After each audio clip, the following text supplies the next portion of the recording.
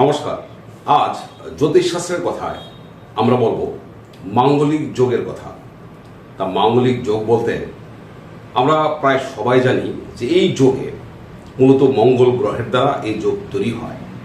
তাই এই যোগ যদি কারো থাকে তবে তিনি যাকে বিয়ে করবেন তার ক্ষেত্রে কিছু সমস্যা হয়, মূলত শারীরিক সমস্যা, দৈহিক কিংবা স্বাস্থ্যঘটিত সমস্যা।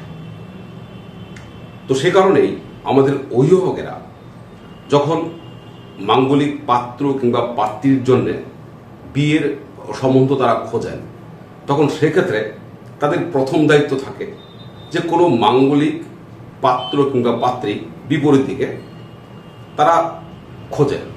এর কারণ যদি মাঙ্গলিক পাত্রের বিয়ে মাঙ্গলিক পাত্রীর সাথে হয় কিংবা উল্টোভাবে মাঙ্গলিক পাত্রীর সাথে মাঙ্গলিক পাত্রের বিয়ে হয়, তবে সেই যোগ অনেকটাই কমে যায় বলে আমাদের বিশ্বাস, কিংবা আমরা এও বিশ্বাস করি কখনো কখনো যে এতে এই যোগ নষ্ট হয়ে যায়।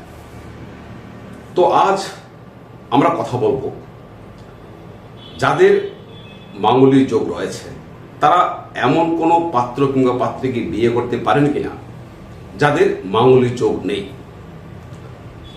কারণ আমার দীর্ঘদিনের অভিজ্ঞতায় জ্যোতিষশাস্ত্রের আমি দেখেছি যে এমন বহু সুখী দম্পতিকে যারা হয়তো সেই দম্পতির মধ্যে একজনের মাঙ্গলিক যোগ রয়েছে, অন্যজনের নেই। এই ক্ষেত্রে তার রহস্য ঠিক কি সেটাই আজ আমি এখানে বলবো। তো প্রথমে আমরা মাঙ্গলিক যোগ সম্বন্ধে যেটা জানি সেটা হচ্ছে যার মাঙ্গলিক যোগ থাকে তিনি যাকে বিয়ে করবেন তার দৈহিক ক্ষতি হয়। তো দেহকে এবার আমরা টার্গেট করছি। বিপরীত দিকের যিনি থাকেন আমাদের দাম্পত্য জীবনে, তার ক্ষেত্রে তার যে দেহজ ভাব যার দ্বারা নির্ণীত হয় সেটা হচ্ছে সেই পাত্র কিংবা পাত্রের লগ্নপতির দ্বারা। অর্থাৎ পাত্র কিংবা পাত্রের বিপরীত দিকের যদি লগ্নপতি সবল থাকেন, বলবান থাকেন, তবে কিন্তু এদিক থেকে কোনো যোগ এলেও তার ক্ষেত্রে কিন্তু তার নিজস্ব ডিফেন্সটা স্ট্রং থাকে যদি লগ্নপতি তার ক্ষেত্রে শক্তিশালী থাকে। অর্থাৎ তার মানে হচ্ছে যদি কারো মাঙ্গলিক যোগ থাকে কিংবা এই ক্ষেত্রে বিপরীত দিকের লোকটার যদি লগ্নপতি শক্তিশালী থাকে তবে কিন্তু মাঙ্গলিক যোগ প্রশমিত হয়ে যায়, এক্ষেত্রে বিয়ে দেওয়া যায়। দ্বিতীয়ত হচ্ছে আপনার নিজের জন্ম গোষ্ঠীতেই আপনি যখন আপনার যে বিপরীত যিনি রয়েছেন, অর্থাৎ পাত্র হলে পাত্রী কিংবা পাত্রী হলে পাত্রের যে জায়গাটা থেকে আমরা বুঝি জ্যোতিষশাস্ত্রের, সেটা হচ্ছে সপ্তম স্থান। অর্থাৎ আপনার লগ্নের ঠিক বিপরীত যে রাশিটা, যে স্থানটা, সেটাকে সপ্তম স্থান বলা হয়। সেখান থেকেই আমাদের যিনি দাম্পত্য ক্ষেত্রে পার্টনার তার বিচার করা হয়। তো এক্ষেত্রে খুব স্বাভাবিকভাবেই সেই সপ্তম স্থানের যিনি অধিপতি গ্রহ তিনি যদি বলবান থাকেন তবে কিন্তু আপনার মাঙ্গলিক যোগ থাকলেও তার ক্ষেত্রে কিন্তু ততটা এফেক্ট হবে না।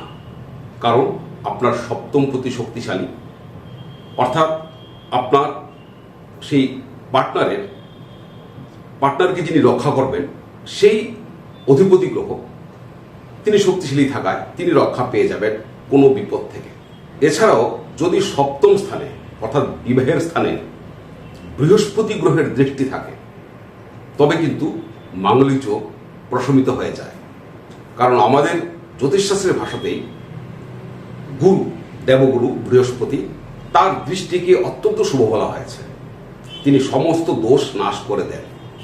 গুরুর অবস্থান থেকেও তার দৃষ্টি শুভ বলে জ্যোতিষশাস্ত্রে একেবারে স্পষ্ট বলা রয়েছে। তো সেজন্যেই যদি সপ্তম স্থান অর্থাৎ আপনার বিবাহ স্থানে বৃহস্পতি গ্রহের দৃষ্টি থাকে তবে কিন্তু সেই মাঙ্গলিক যোগ আপনার থাকলেও তা প্রশমিত হয়ে যাচ্ছে। এছাড়া সেই যে সপ্তম স্থানের একজন অধিপতি থাকেন, তিনি সপ্তমপতি বা সপ্তম স্থানের অধিপতি যাকে বলা হয়, তার উপরেও যদি বৃহস্পতি গ্রহের দৃষ্টি থাকে, তবেও কিন্তু আপনার মাঙ্গলিক যোগ থাকলেও সে মাঙ্গলিক যোগ গুরুত্ব হারাচ্ছে, তা প্রশমিত হয়ে যাচ্ছে। আপনার পার্টনারের ক্ষেত্রে দেবগুরু বৃহস্পতির আশীর্বাদে কোনো সমস্যা হওয়ার কথা এক্ষেত্রে নেই।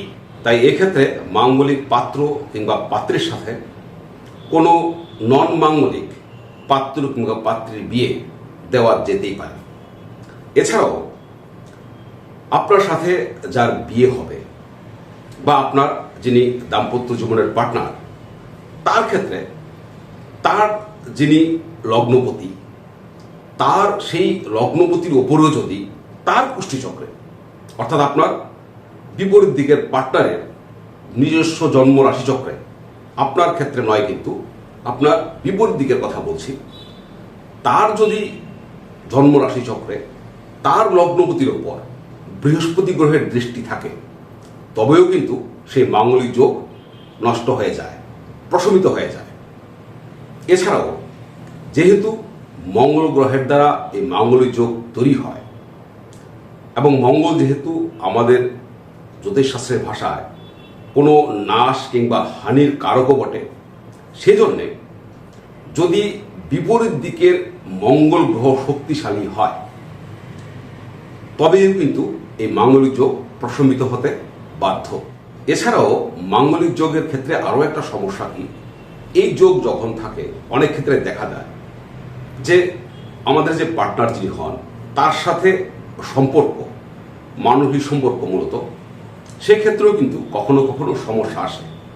কারণ 5টি স্থানে থাকলে, মঙ্গল থাকলে আমাদের জন্ম রাশি চক্রে মাঙ্গলিক যোগ হয়, আমরা অনেকেই জানি, তবুও বলি সে 5টি স্থান হচ্ছে লগ্ন, চতুর্থ, সপ্তম, অষ্টম এবং দ্বাদশ। প্রত্যেকের আলাদা আলাদা মানে রয়েছে এবং তার মধ্যে আমাদের যে মানসিক যে মিল, সেই মিল নষ্ট করার চাবিকাঠিও কিন্তু সেই মাঙ্গলিক যোগের মধ্যে থাকে।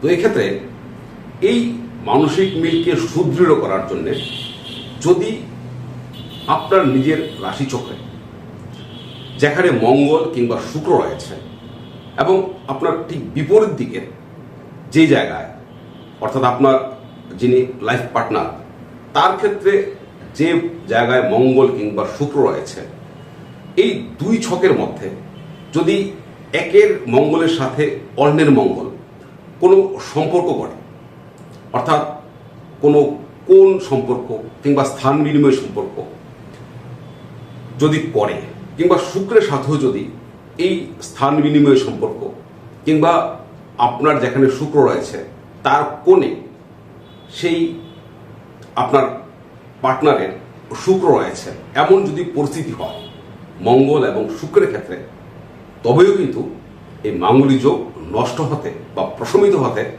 আমি কিন্তু আমার অভিজ্ঞতায় দেখেছি।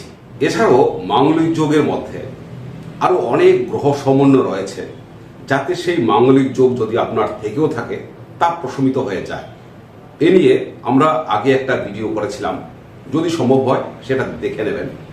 তবুও কিছু বলি যে আপনার যদি মাঙ্গলিক যোগ থাকে, তবে সেই যে 5টি স্থানের কথা বলেছিলাম, যে লগ্ন, চতুর্থ, সপ্তম, অষ্টম বা দ্বাদশ, সেই স্থানগুলিতে থাকলে মঙ্গল মাঙ্গলিক যোগ হয়।